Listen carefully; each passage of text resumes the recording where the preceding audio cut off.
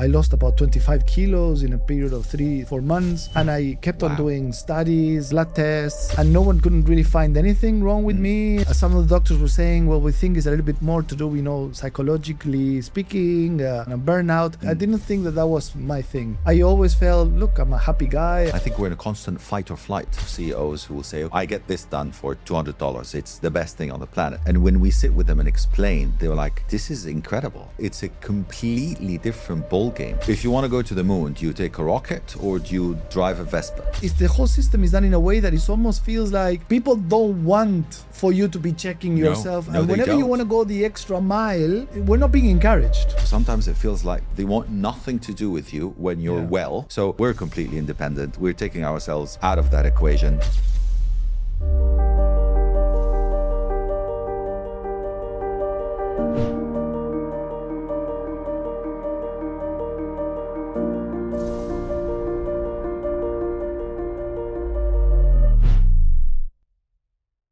Hello, everyone, and welcome to the Wealth of Health podcast. My name is Ahmed. I'm the chief executive of Echelon Health. You're probably used to us filming from our offices on Harley Street in London, but today we are filming from Dubai in the United Arab Emirates, a country that decided to put preventative health at the core of its agenda for many years to come. That's why it was very important for Echelon to be here. We have been now operating in Dubai for the last 3-4 months, offering our preventative health assessments. And it was very important for us as well to understand what does putting preventative health at the core of your agenda means for various industries.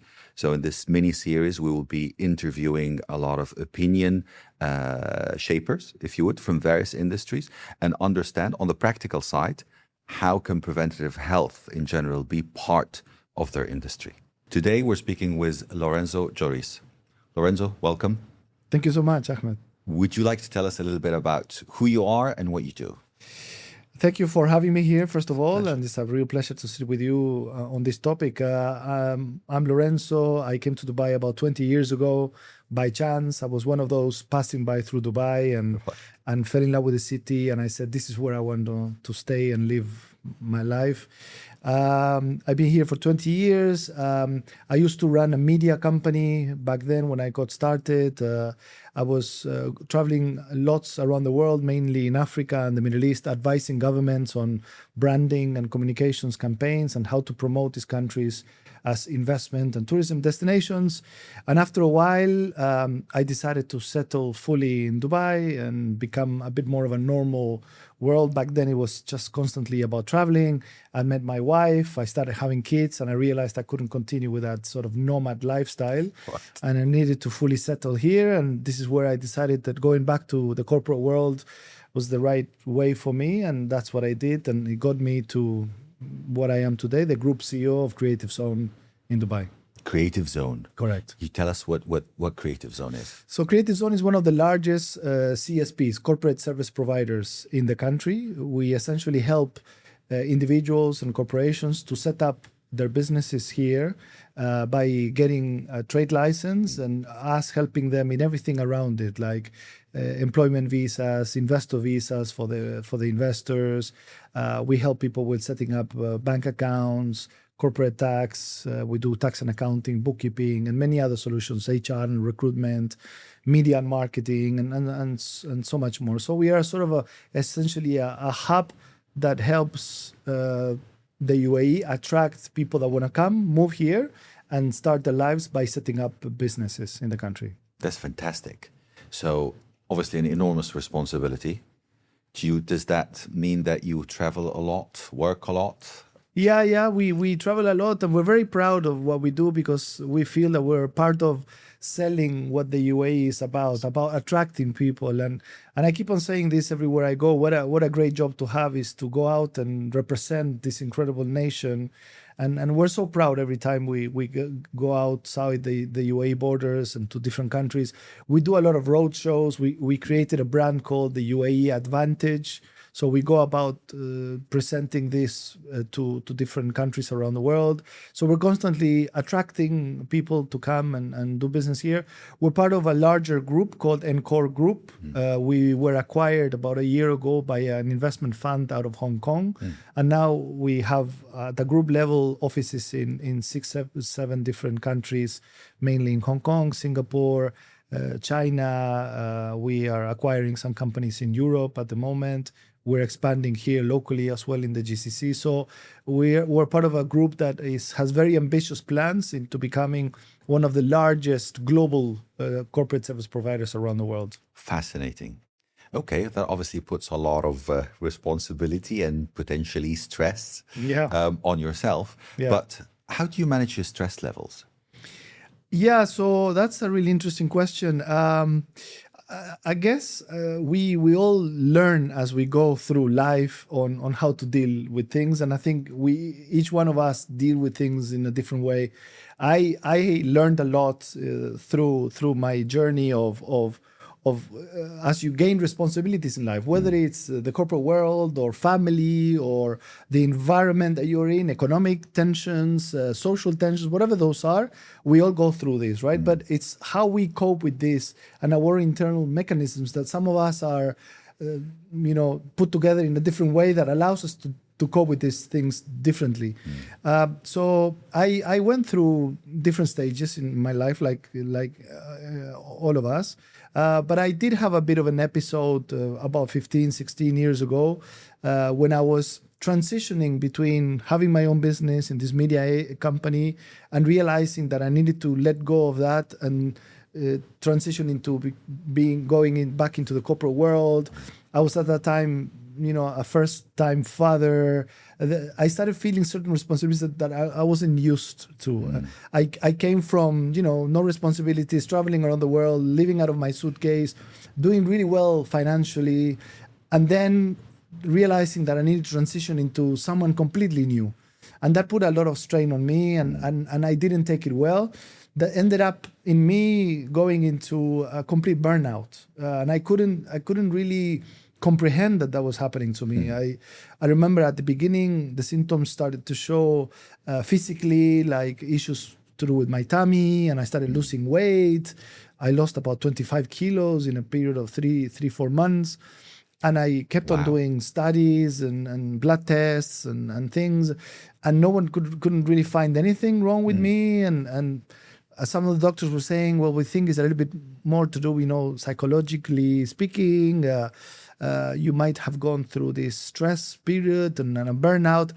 And I didn't really assimilate that. I didn't think that was my thing. I always felt, look, I'm a happy guy. I have everything I want. Financially, I'm doing okay. I'm going through some changes, but I didn't feel that was the thing. And it was, because after some time, after trying hundreds of different other treatments related to what I felt were the symptoms, none of it was curing it, but I ended up going into some meds related to anxiety and depression, and that ended up helping me get out of that. After 3-4 months of going into it, I slowly started becoming again who I really was, and I managed to get out of it. But to your question, is I learned a lot from that On the way. on how to start learning how to cope with these things. I mean, thank you for sharing that story. I know a lot of people, are not, and that's exactly what we're trying to do. A lot of people would be a bit, shy about their own experience, but how else is everyone else going to learn, right? I mean, True. I worked for a company, global multinational before, and one of our executives was sharing his own experience that he used to take the underground, the tube, as we call it in London, to work every day. Yeah. And one day, he had to get out halfway through his journey. He could not be on the tube anymore. I think the tube was just a trigger. Yeah. And every day he tried to get on the tube and get to work, and he would get out one stop earlier. Yeah. Until one day he couldn't leave the house. Yeah. And again, through speaking to people and learning a lot about stress and burnout, he managed to even understand, because as you said, we don't notice that. Yeah. At some point, you know you're capable, you're confident in your ability and your skill set, and you think, well, that doesn't happen to me. Yeah. So what tools, or not necessarily tools, but yeah, what tools or what information you wish was available to you at a certain point? I think it's about what you just said. It's about having access to gaining information from people that went through these kind of things, and really getting these little tools that help you cope with these things. So a few little things that I learned, and probably you will have to beep this out of the podcast, but I developed this thing called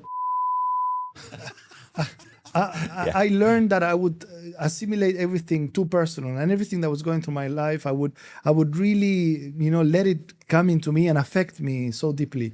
And then I realized that in order to not let that affect me in such level, I needed to, whenever things will come to me, just let it go.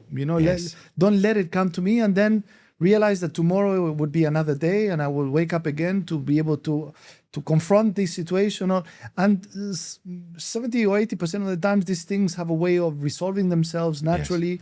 Many times we're in our own heads thinking about all the different problems that might come from this. In the end, half of those or even more don't even come to fruition or to reality. So it's a lot on how we deal with these things.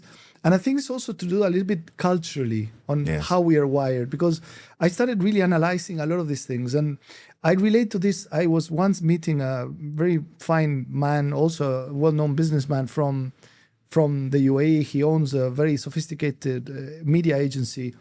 And he told me, you know what people like you, me, and we have? He said, you have something called third world paranoia.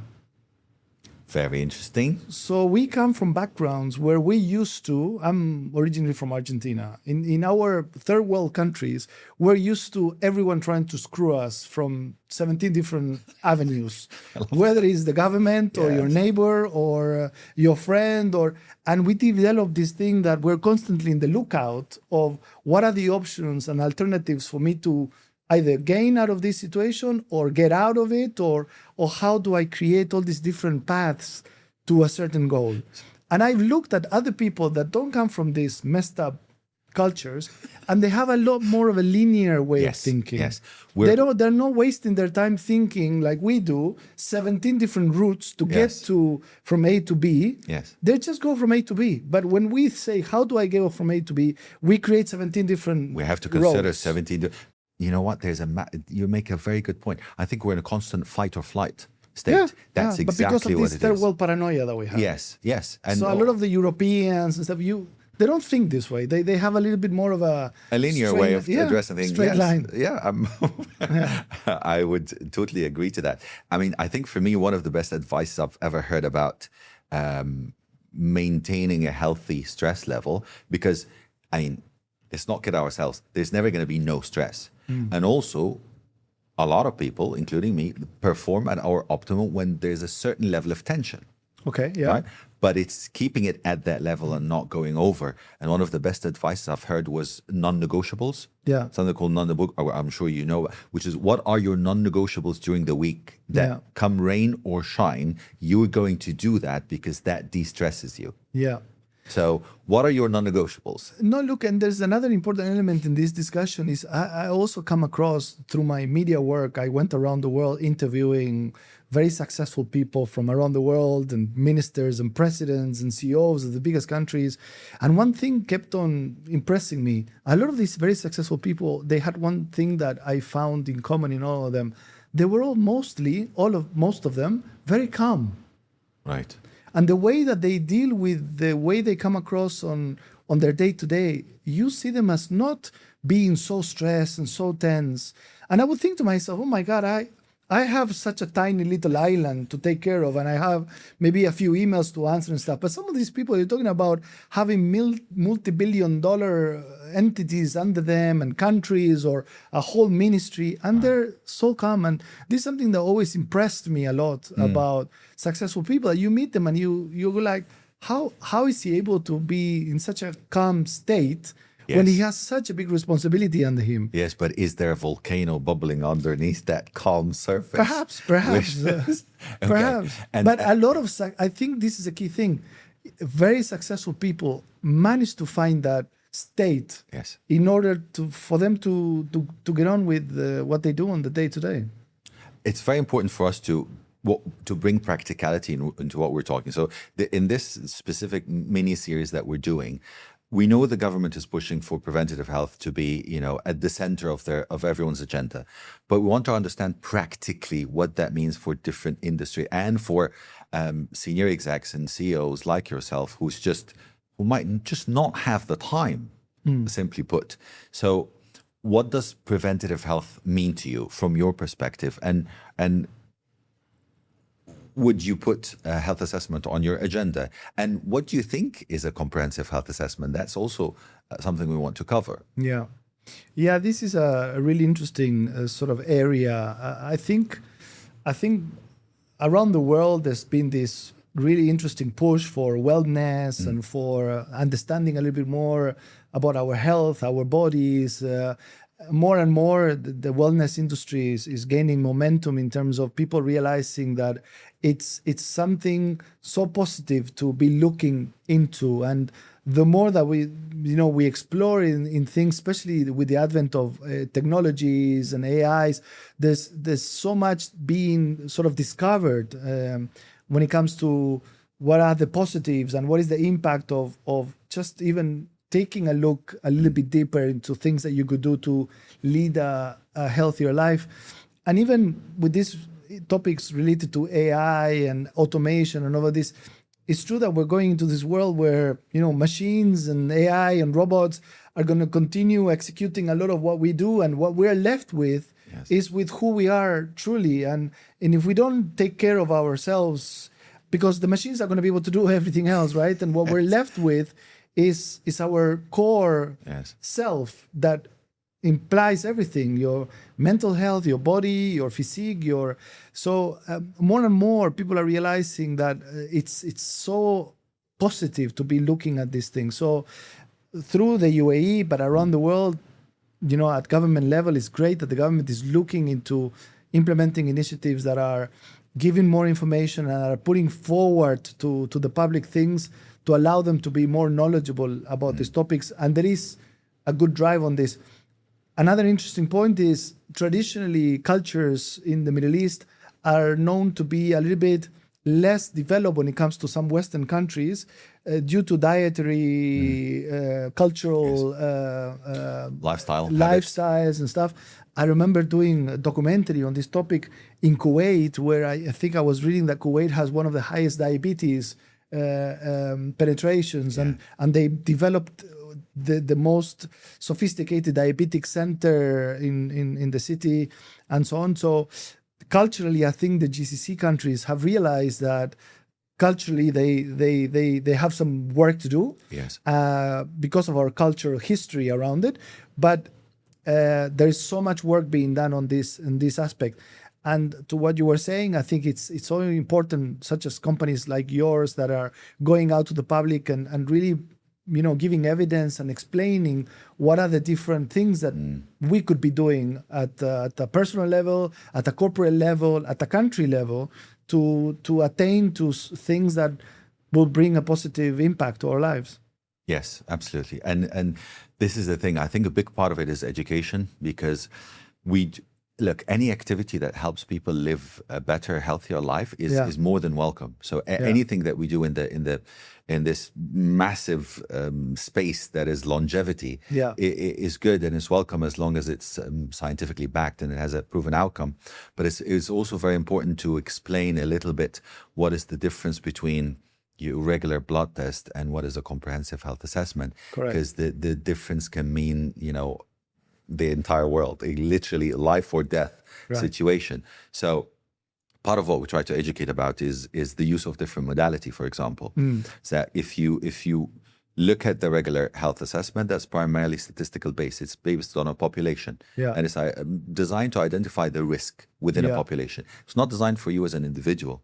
So we get a lot of CEOs who will say, okay, well, what's the difference between what you do and I get this done for $200. It's the best thing on the planet. And when we sit with them and explain, they were like, this is incredible. It's a completely different ball game. It's like, if you want to go to the moon, do you take a rocket or do you drive a Vespa. Yeah. Yeah. Which one's going to get you there? Yeah. And one of the key element is the use of multiple modalities. So MRI and CT and ultrasound and blood tests, you have to do that. Yeah. Because there are certain diseases that you can only discover with certain modalities. Right.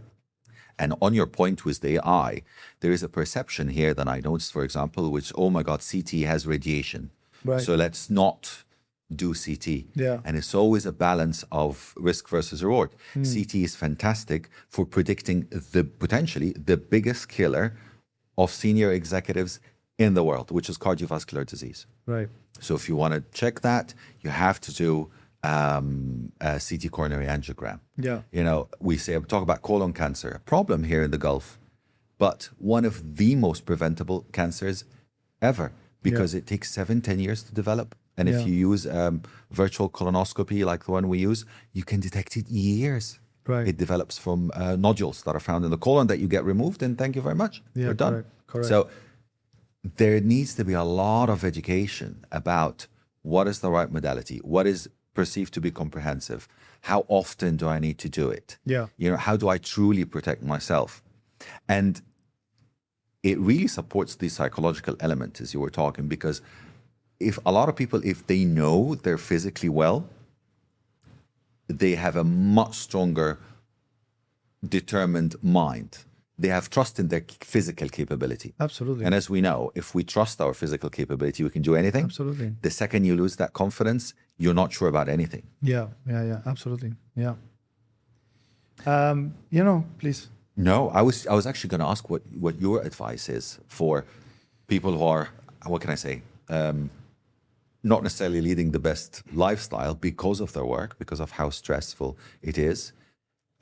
What would be your advice as someone who's been through it and got out of the other side on both mental and physical health?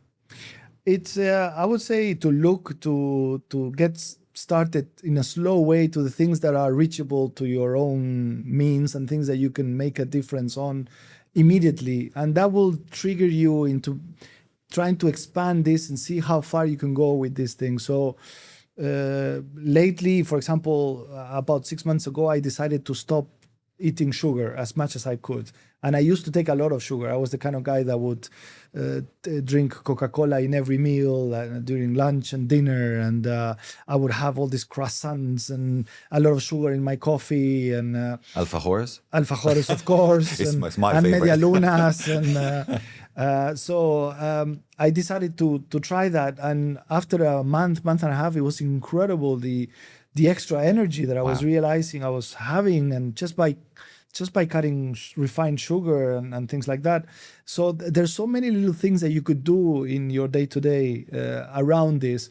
I'm not talking even about more hardcore addictions that people might have related to alcohol and other abuse of any sort. So even I'm talking about behavioral abuse. Yes. If you manage to get into this mindset of really taking care of yourself with what you eat, with your the lifestyle that you have in certain things, it's incredible how much better you become as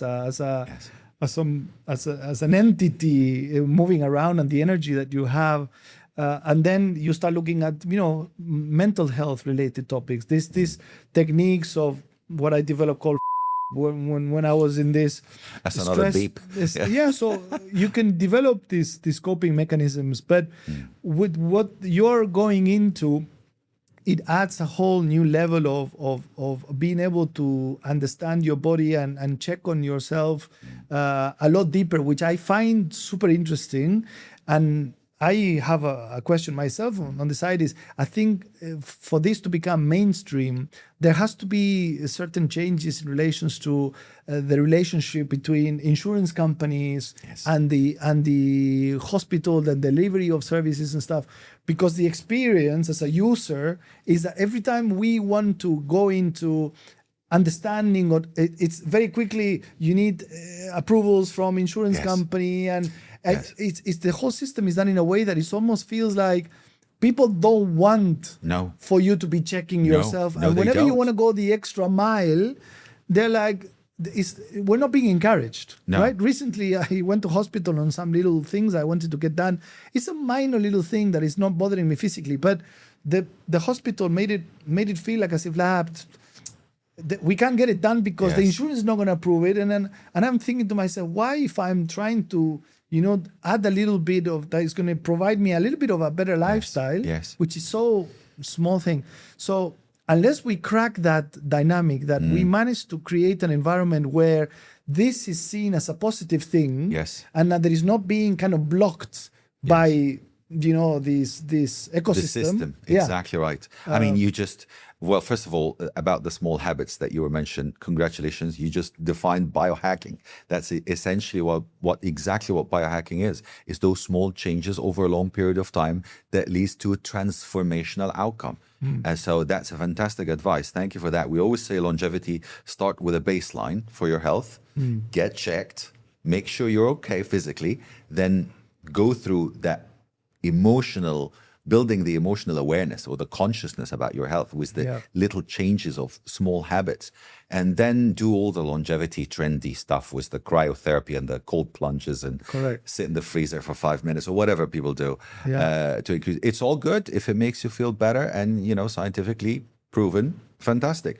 Now, when it comes to the other side, which is the healthcare, the tertiary side of things, which is the healthcare, the hospitals, the insurance, it's a tough nut to crack. And I agree with you. Sometimes it feels like they want nothing to do with you when you're well. They don't want to see you for prevention, and they don't want to see you when you're sick as well, because again, this is what they're going to have to cover your whatever treatment you're having. So I would say unfortunately, but we're completely independent. We're taking ourselves out of that equation until the system is fixed.